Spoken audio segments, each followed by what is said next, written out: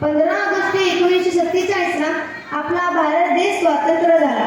स्वातंत्र्य मिळवून देण्यासाठी अनेक मातव्यांनी प्राणाचे बलिदान दिले. उच्चवतीन रंगाचा आभाळी आज सजला, उच्चवतीन रंगाचा आभाळी आज सजला.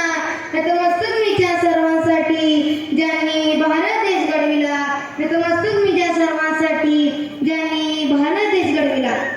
स्वातंत्र्याचे स्तोत्र म्हणत सागरात उडी घेणारे स्वातंत्र्यवीर सावरकर.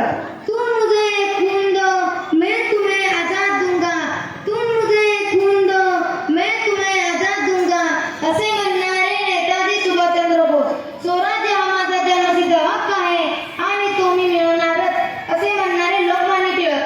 सुखदेव, भगतसिंग, राजगुरू असे कित्येक भारतभूमीसाठी फासा जाणाऱ्या माझ्या सुपुत्रांना माझा कोटी कोटी प्रणाम.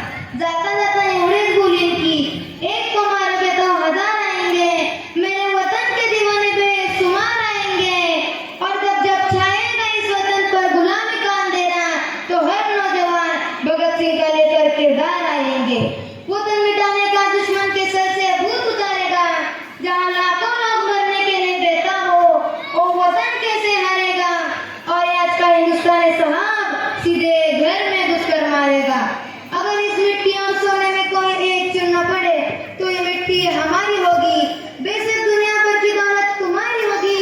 अगर इस वतन के खातिर नसीब से मौत आ गई, वो मौत भी तुम्हारी जिंदगी से प्यारी होगी. जब सवाल